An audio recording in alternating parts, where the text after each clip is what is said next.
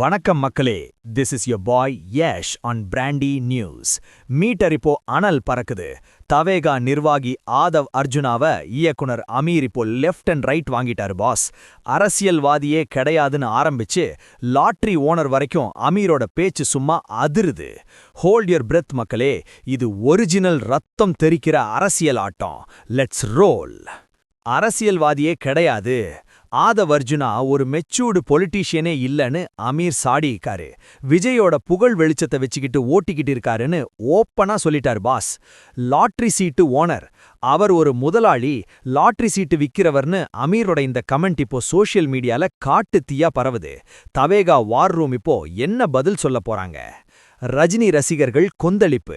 திமுக மிரட்டருக்கு பயந்துதான் ரஜினி அரசியலுக்கு வரலன்னு ஆதவ் அர்ஜுனா பேசுனது தலைவரோட ரசிகர்களை செம காண்டாக்கிடுச்சு. மதுரையில போஸ்டர் அடிச்சு ஆதவ வறுத்தெடுக்கிறாங்க.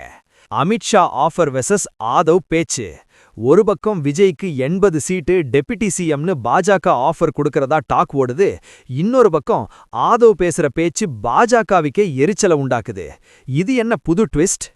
அமீரின் கேள்வி, மதுவிலக்கு பத்தி பேசுறீங்களே, அன்னைக்கு உங்க கையில இருந்தது என்ன?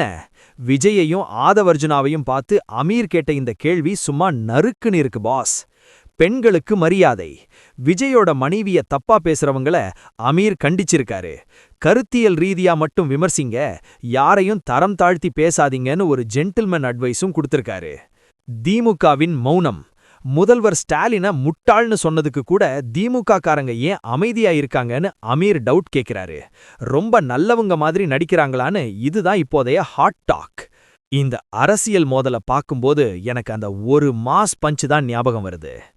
உன்னை எதிர்த்தாலும் பரவாயில்ல, ஆனா உன்னை சுத்தி இருக்கிறவங்க உனக்கே எதிரியா மாறிடக்கூடாது. இப்போ விஜய்க்கு எதிரி வெளியே இல்ல, கூடவே இருக்காங்களோன்னு தோணுது பாஸ். ஆதவர்ஜுனாவின் பேச்சு விஜயோட அரசியல் எதிர்காலத்தை பாதிக்குமா? அமீரின் பாக்குதலுக்கு திமுக பதில் சொல்லுமா? பொறுத்திருந்து பார்ப்போம். இது உங்கள் யஷ் பிராண்டி செய்திகளுக்காக. உண்மைய லவுடா சொல்வோம், குவிக்கா சொல்வோம். News is temporary, but the vibe is permanent. ஊரு விசில் போடுங்க boss. Catch you on the flip side.